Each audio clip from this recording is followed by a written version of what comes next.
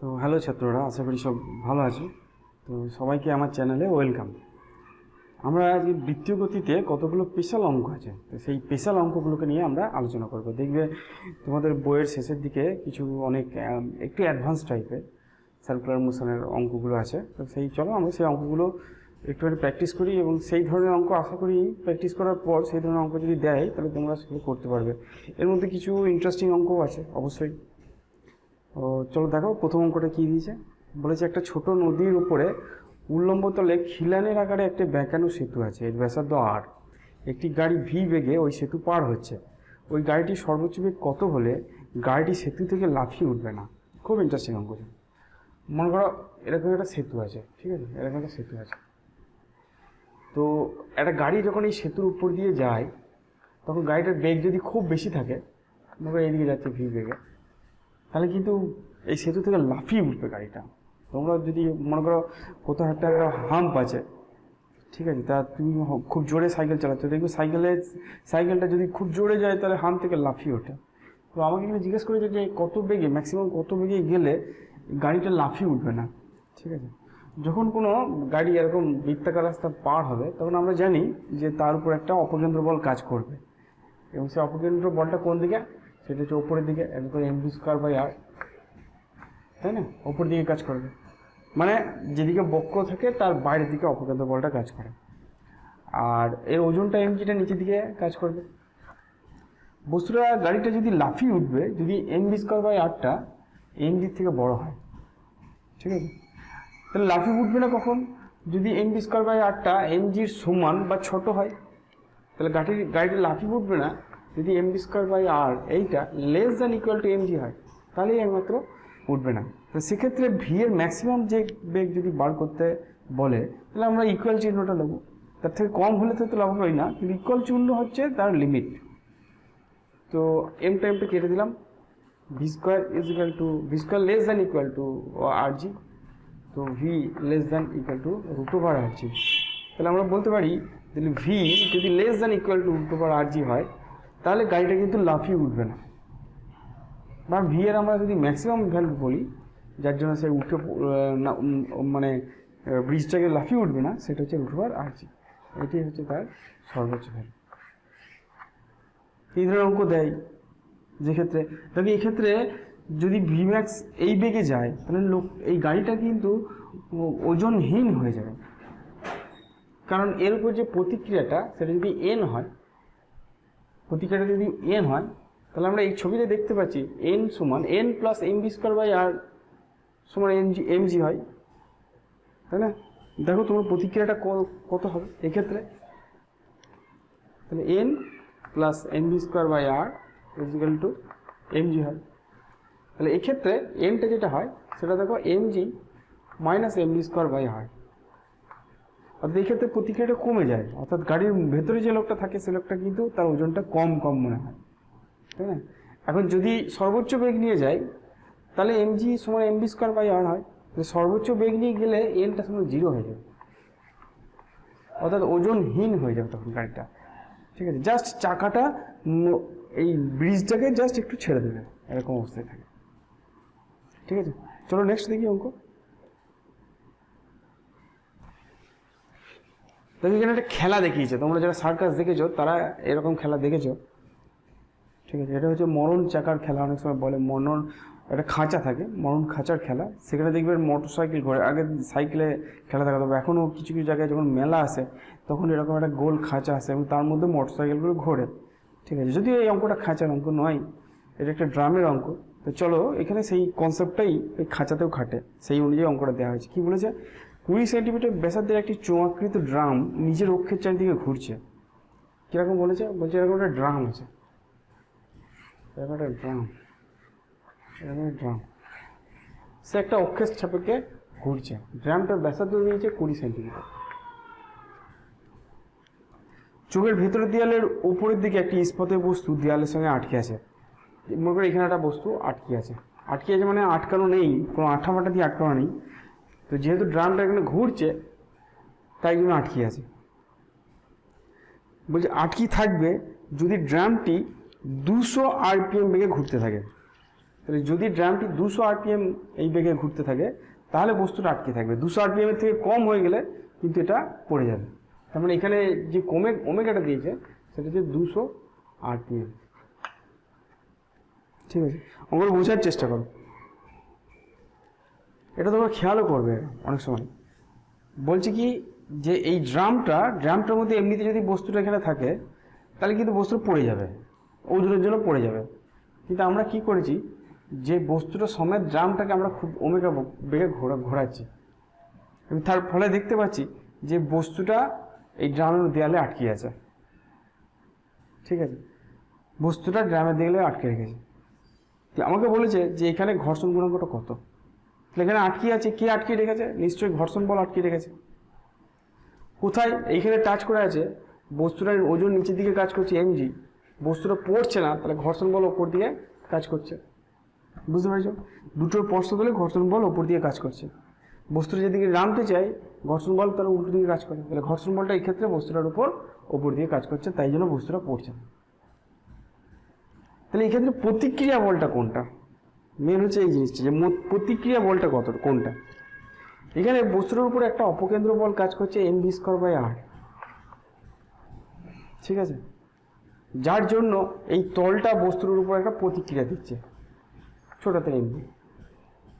এই এনটার জন্যই কিন্তু ঘর্ষণ বল আসছে। বস্তুটা যদি স্থির থাকে বা ড্রামটা যদি স্থির থাকে তাহলে অপকেন্দ্র বল থাকবে না, তাহলে প্রতিক্রিয়াও থাকবে না।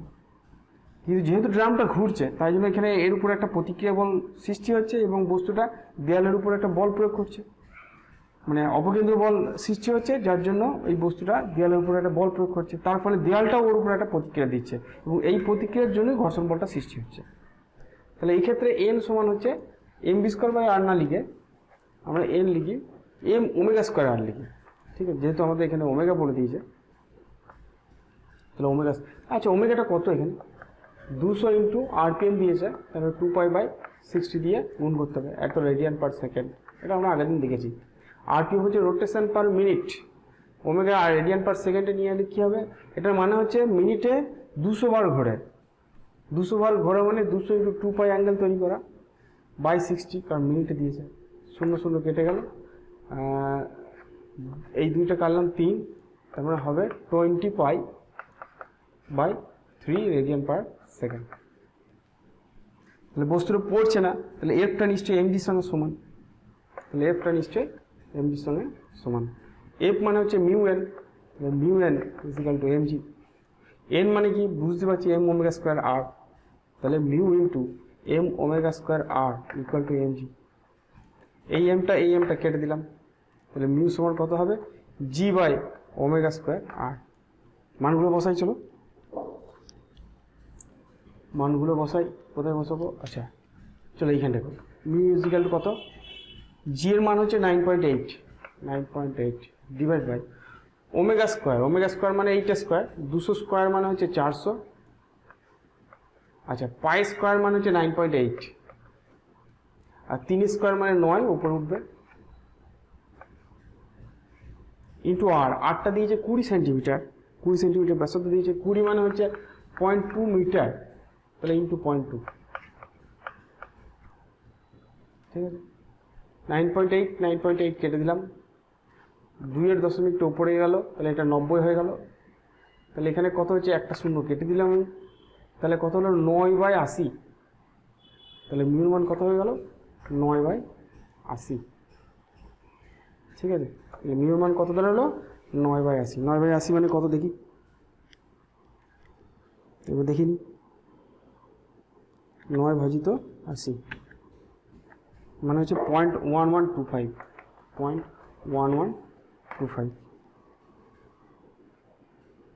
চলো আমরা নেক্সট অঙ্ক দেখি কী দিয়েছে। বলছে একটা স্পটলাইট অনুভূমিক তলে 0.1 রেডিয়ান পার সেকেন্ড সমকোণিক বেগে ঘুরছে। 3 মিটার দূরে একটি দেওয়ালের উপর আলোকবিন্দুটি গতিশীল আছে। আলোকরেখা দেওয়ালের সঙ্গে 45 ডিগ্রি কোণে আনত থাকলে আলোকবিন্দুটির বেগ কত হবে জানতে চেয়েছে। মানে একটা স্পটলাইট আছে, সে অ্যাকচুয়ালি চারিদিকে আলো পাঠাচ্ছে। এটা কিছু দূরে, মানে স্পটলাইটটা থেকে 3 মিটার দূরে একটা দেওয়াল আছে। তাহলে যখন দেওয়ালের উপর আলোটা পড়ছে, যেহেতু স্পটলাইটটা ঘুরছে, তাহলে দেওয়ালের উপর যে আলোটা পড়ছে তার একটা বেগ থাকবে, তো সেই বেগটা কত বার করতে বলেছে। তো চলো আমরা করি। মনে করো এখানে একটা স্পটলাইটটা কোনো একটা সময় মনে করো এইখানটায় আছে, ঠিক আছে, এখান থেকে আলো বেরোচ্ছে এবং এটা ঘুরছে, স্পটলাইটটা ঘুরছে, তো চারিদিকেই যাবে। আমি কোনো একটা পোর্শনকে যদি দেখি তাহলে মনে করো এরকম একটা সার্কুলার পথে ঘুরছে, এই দিকটা যেমন তেমনি আছে, এইখানটা একটা দেওয়াল আছে, ঠিক আছে, দেওয়ালটা কত দূরে আছে বলছে স্পটলাইট থেকে 3 মিটার দূরে আছে, তাই তো 3 মিটার দূরে আছে। এই স্পটলাইটের যে কৌণিক বেগ সেটা বলেছে 0.1 radian per second, 0.1 radian per second omega কৌণিক বেগে এটা ঘুরছে, ঠিক আছে। স্পটলাইটটা থেকে দেয়ালের দূরত্ব পড়েছে 3 মিটার। তাহলে আমাদের এইখানে যখন স্পটলাইটটা যখন এইখানে পড়ছে, যখন এইখানটায় পড়ছে, তখন এই স্পটলাইটটা দেয়ালটাকে স্ক্যান করতে করতে যাচ্ছে, তো স্পটলাইটটা ঘুরছে মানে এখানে লাইটটাও যাচ্ছে, সেই লাইটটার বেগ কত জানতে চাইছে। যেহেতু স্পটলাইটটা ঘুরছে, এইখানটাতে স্পটলাইটের অরিজিনাল বেগ সেটা এই দিক বরাবর হওয়া উচিত, সেটাকে বললাম ভি। আমাদের এই কোণটা 45 ডিগ্রি বলেছে, যদি এই কোণটা 45 ডিগ্রি হয় তাহলে এই কোণটাও 45 ডিগ্রি হবে, কারণ আমাদের ব্যাসার্ধটা এটা স্পর্শক 90 ডিগ্রি অ্যাঙ্গেল করবে, তাহলে এটা 45 হলে এইটা 45 হবে। আমাকে এই বেগটা বার করলে হবে না, আমাকে বলছে যে লাইটটা দেওয়াল বরাবর বেগ কত। আমি যদি এটাকে আর বলি তাহলে দেয়াল বরাবর যে বেগটা হবে এমনিতে ভি কত হবে ওমেগা আর, এমনি ভি কত হবে ওমেগা আর, তাই তো, কত 0.1 ইন্টু এই আরটা কত, এই আরটা কত, এটা যদি 3 মিটার হয়, এটা যদি এটা সাইন 45 মানে সাইন 45 ডিগ্রি নিই, সাইন 45 ডিগ্রি মানে হচ্ছে লম্ব বাই অতিভুজ মানে 3/r, তাহলে আর সমান কত হবে 3/sin 45 মানে 3√2, তাহলে এইটা হচ্ছে আর, এইটা 3 মিটার হলে এটা হবে 3√2 মিটার, তাই তো দেখাচ্ছে। তাহলে ভিটা কত হবে ইন্টু 3√2, তাহলে 0.3√2 মিটার পার সেকেন্ড, এইটা হবে ভিটা। কিন্তু এই ভিটা চাইনি, আমাকে চেয়েছে যে ভি এর দেয়াল বরাবর উপাংশ অর্থাৎ আলোকবিন্দুর দেয়াল বরাবর কত বেগ যাবে, তাহলে দেয়াল বরাবর বেগ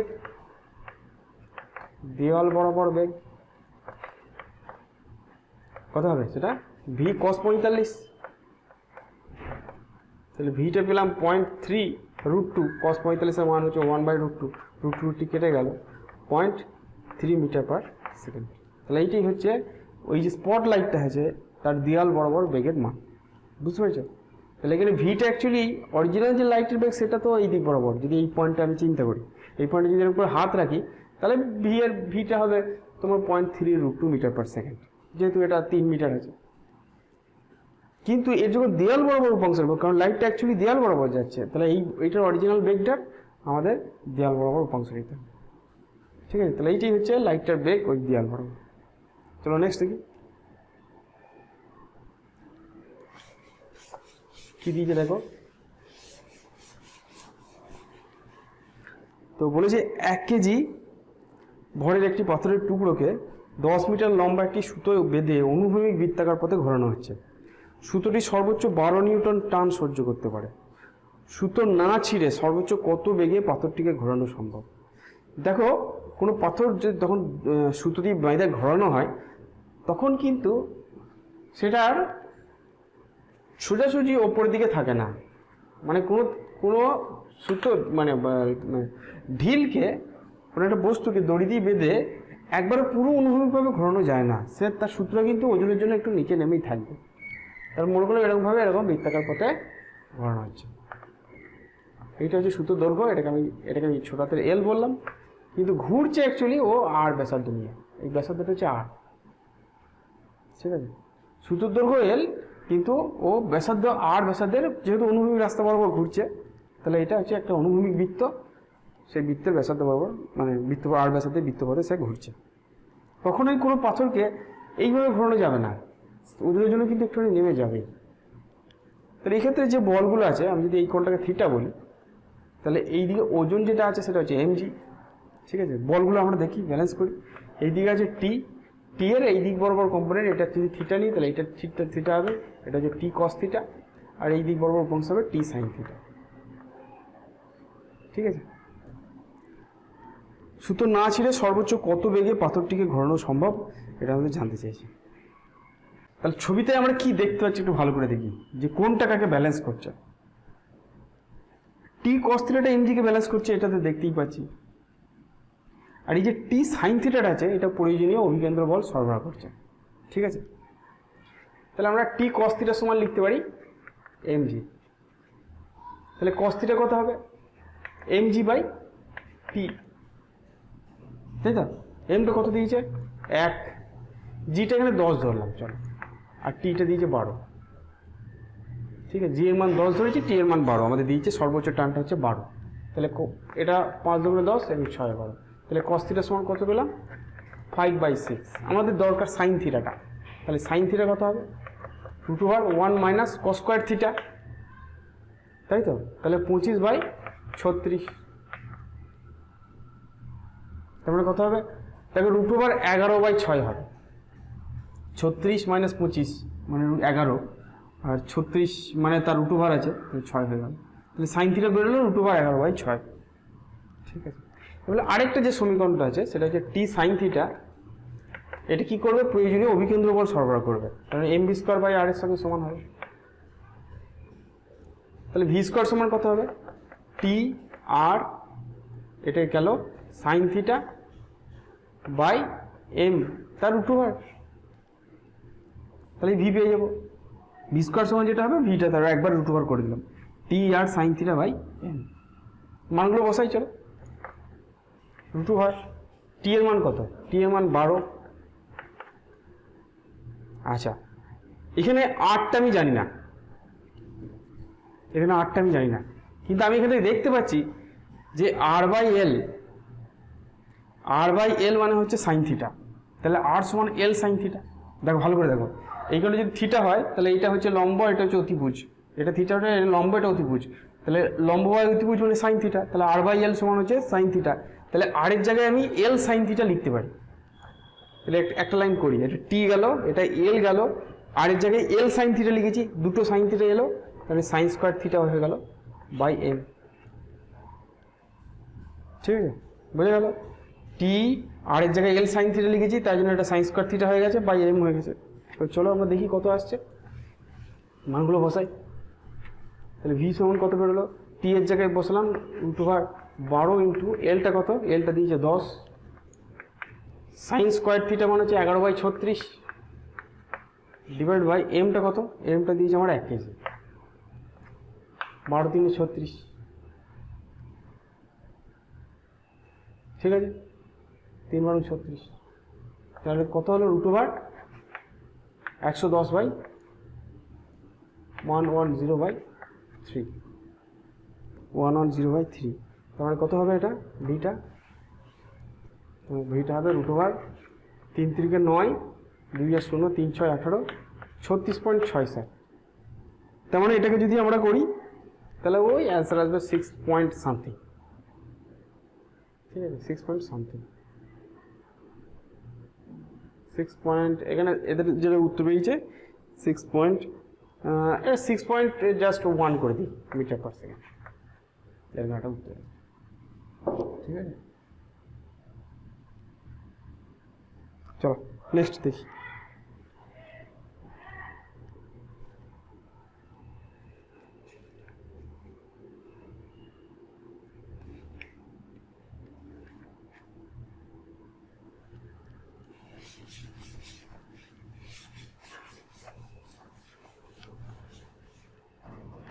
চলো নেক্সট কি বলেছে দেখো, বলছে উল্লম্ব অক্ষের চারিদিকে ভি আরপিএক্স কোণীয় বেগে ঘূর্ণায়মান একটি ফানেলের ভেতরের দেয়ালে এম ভরের একটি ছোট ঘনক আস্তে করে ছেড়ে দেওয়া হলো। ফানেকের দেয়ালের অনুভূমিক সঙ্গে থিটা কোণে আনত ফানেলের দেয়াল। ঘনক ও ফলকের মধ্যে ঘর্ষণ গুণাঙ্ক মিউ এবং হলে এবং ঘন অক্ষ থেকে ফলকের দূরত্ব আর এবং হলে ভি এর সর্বাধিক ও সর্বনিম্ন মান কত? চলো আমরা ক্যালকুলেশন করি। কি বলেছে? বলছে এরকম একটা ফানেল আছে, ঠিক আছে, একটা ফানেল আছে এবং এই ফানেলটা ঘুরছে,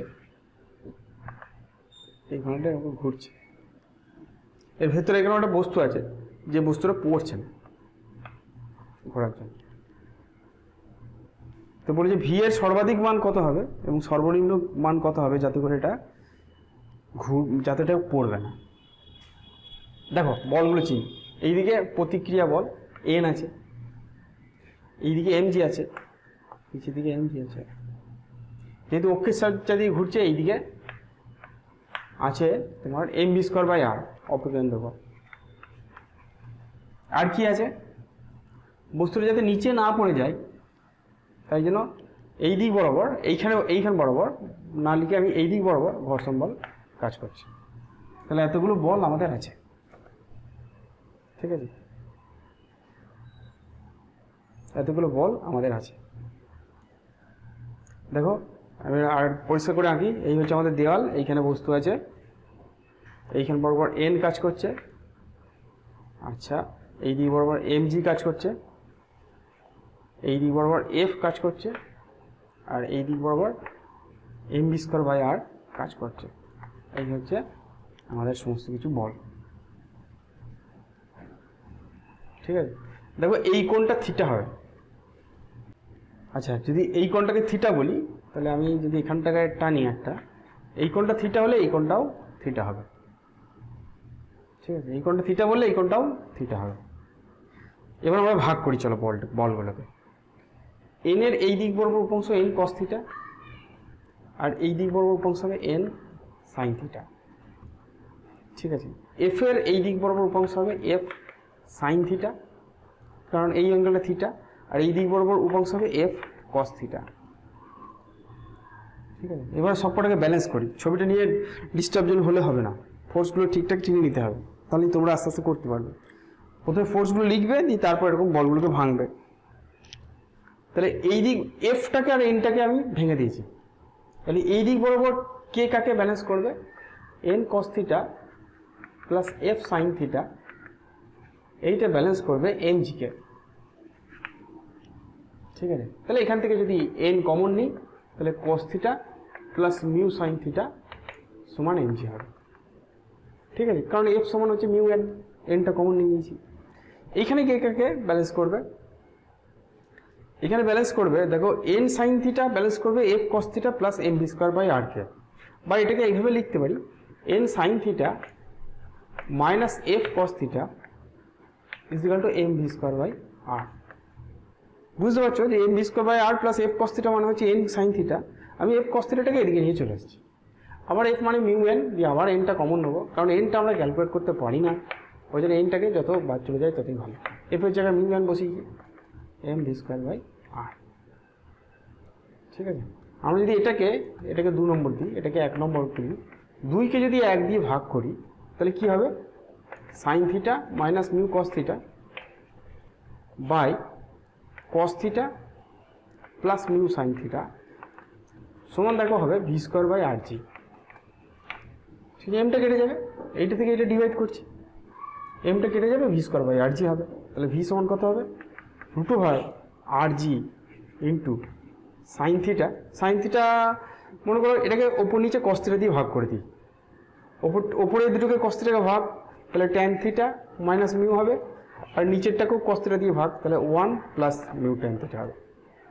তাহলে এইটা হচ্ছে ভি এর, এইটা হচ্ছে ভি এর সর্বনিম্ন মান, এটা হচ্ছে ভি এর সর্বনিম্ন মান,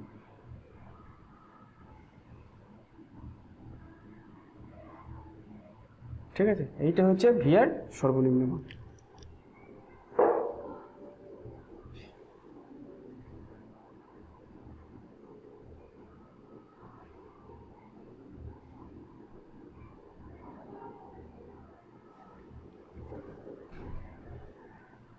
এবার এই ফানেলটাকে যদি খুব জোরে ঘোরানো হয় তাহলে বস্তুটা এই এম ভি স্কোয়ার বাই আর, এই বলটা কি করবে, এই বলটা এই বস্তুটাকে ওপর দিকে তোলার চেষ্টা করবে। এটা তো ভি মিনিমাম মান, যাতে করে বস্তুটা না নামে, কিন্তু যদি জোরে ঘোরায়, ভি এর মানটা যদি বাড়ায় আস্তে আস্তে, তাহলে বস্তুটা কি করবে, ওপরে ওঠার চেষ্টা করবে, ছিটকে যাওয়ার। তাহলে তখন ঘর্ষণ বলটা তার ডিরেকশন চেঞ্জ করবে, সেক্ষেত্রে যে বেগটা হবে সেইটা হচ্ছে ভি এর সর্বোচ্চ মান। তাহলে সেইটা আমরা বার করবো কী করে, তো চলো আমরা সেটা বার করি। তার জন্য আমাকে আবার ছবি আঁকতে হবে, এই ছবিটা আমাকে পরিষ্কার করে আঁকতে হবে। দেখো সেক্ষেত্রে এই ঘর্ষণ বলটা তখন নিচের দিকে কাজ করবে একটা। তো এই ক্ষেত্রে যে বলগুলো কাজ করবে, মানে এই ছবিটাকে যদি ঠিকঠাক আঁকি তাহলে সেটা দেখি। মনে করে এই হচ্ছে বস্তুটা, এমটা এইদিকে কাজ করছে, ঠিক আছে, এমজিটা এইদিকে কাজ করছে, আর এই দিক বরাবর এম বি স্কোয়ার বাই আর, না এই দিক সরি এই দিক বরাবর বাইরের দিক বরাবর, যেহেতু সার্কুলার পথে ঘুরছে সেহেতু এই দিক বরাবর এম বি স্কোয়ার বাই আর কাজ করছে, অপকেন্দ্র বল এই দিকে কাজ করছে। এটা একটা সিউডো ফোর্স। যেহেতু এম বি স্কোয়ার বাই আর অনেক বেড়ে গেছে, তাই বস্তুর ওপর দিকে ওঠার চেষ্টা করবে, তাই আমরা ঘর্ষণ বল এই দিকে কাজ করবে, ঠিক আছে। আমাদের এই কোণটা হচ্ছে থিটা, আর এই কোণটা হবে থিটা, ঠিক আছে। এবার কম্পোনেন্ট যদি ভাঙি, আগের ক্ষেত্রে কি ছিল, এফটা এইদিকে ছিল, এই কোণটা থিটা হচ্ছিল, এখন এর বিপরীত কোণ এইটা হচ্ছে থিটা। আবার এইটা প্লাস এইটা সমান এইটা প্লাস এইটা, তাহলে সেখান থেকে এই কোণটা থিটা হলে এই কোণটা থিটা হবে, বুঝতে পারছি। এন এর এই দিক বরাবর কম্পোনেন্ট হবে এন কস থিটা, আর এই দিক বরাবর কম্পোনেন্ট হবে এন সাইন থিটা। ঠিক তেমনি ঘর্ষণ বলের এই দিক বরাবর অংশ হচ্ছে এফ কস থিটা, আর এই দিক বরাবর অংশ হচ্ছে এফ সাইন থিটা, ঠিক আছে। তাহলে বলগুলো সব চিনে ফেলেছি এবং তাদেরকে উপাংশে ভাগ করে নিয়েছি। কে কাকে ব্যালেন্স করবে দেখি। দেখো এন কস থিটাটা M G plus F sine থিটাকে ব্যালেন্স করবে, কারণ M G plus F theta নিচে আছে, এন কস থিটা উপরে আছে। তাহলে এন কস থিটা সমান M G plus F cos থিটাকে, এফটাকে যদি এদিকে নিয়ে আসি তাহলে হবে N cos theta minus F sine theta সমান এম জি। দুটো থেকে যদি মাইনাস এনটা কমন নিই আগের মতন, তাহলে এটা মাইনাস হয়ে যাবে। তাহলে এটা আমাদের 1 নম্বর ইকুয়েশন এখন, ঠিক আছে।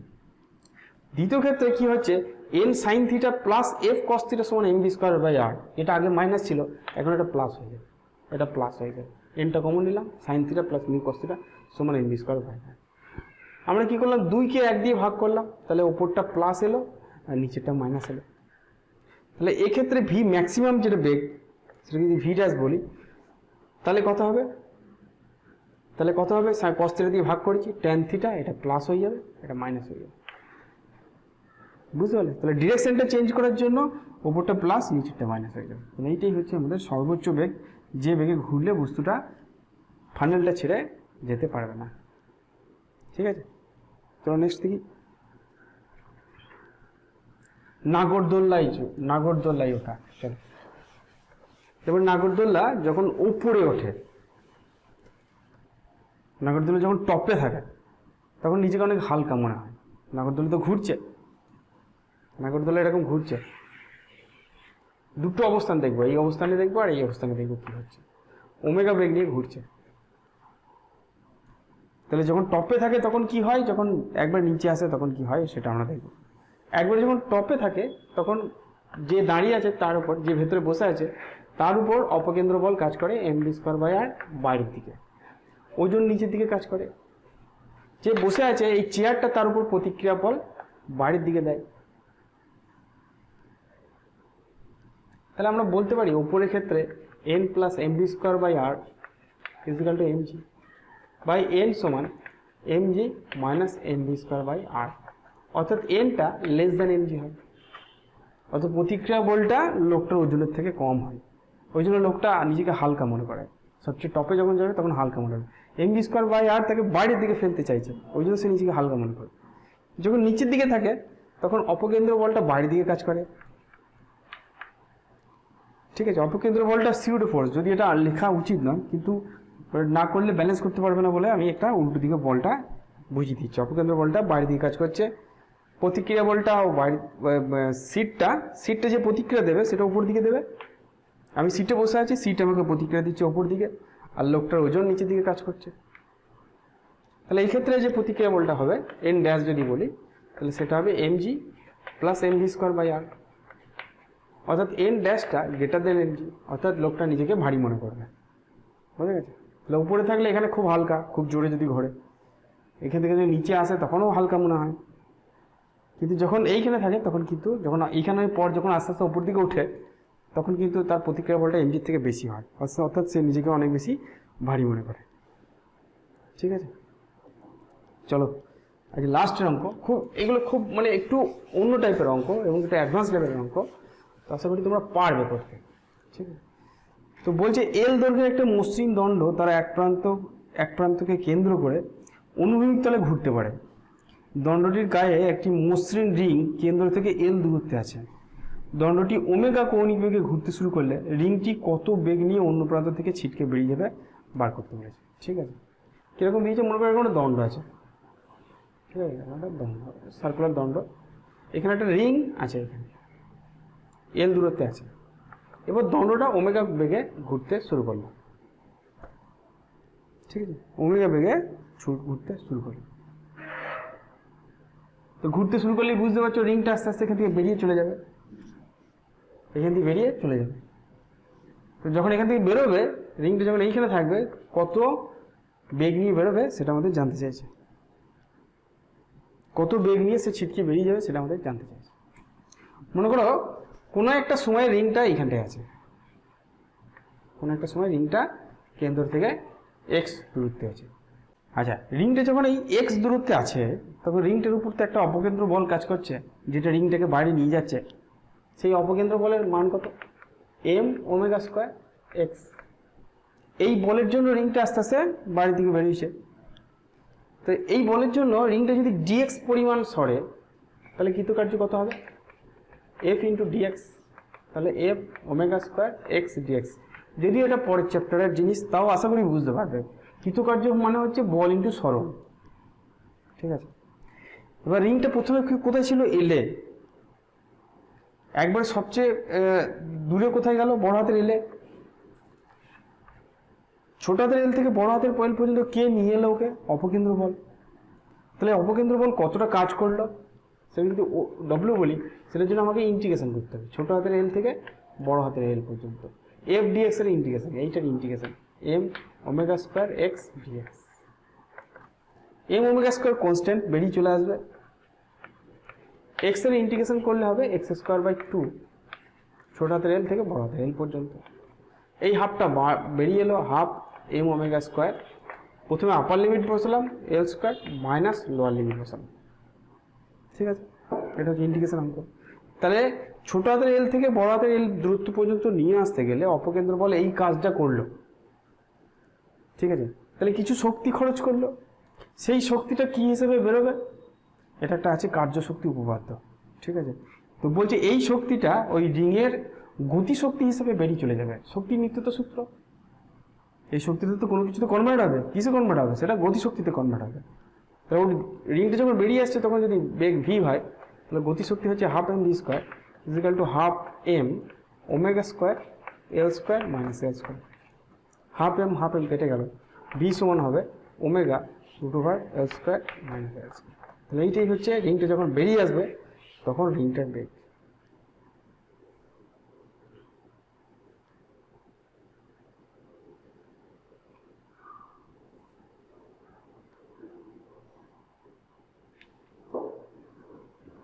কতগুলো জিনিস আমরা এখানে বাদ দিয়েছি, মানে ধরি নাই, ঠিক আছে। এগুলো তোমরা পরের দিকে ধরবে,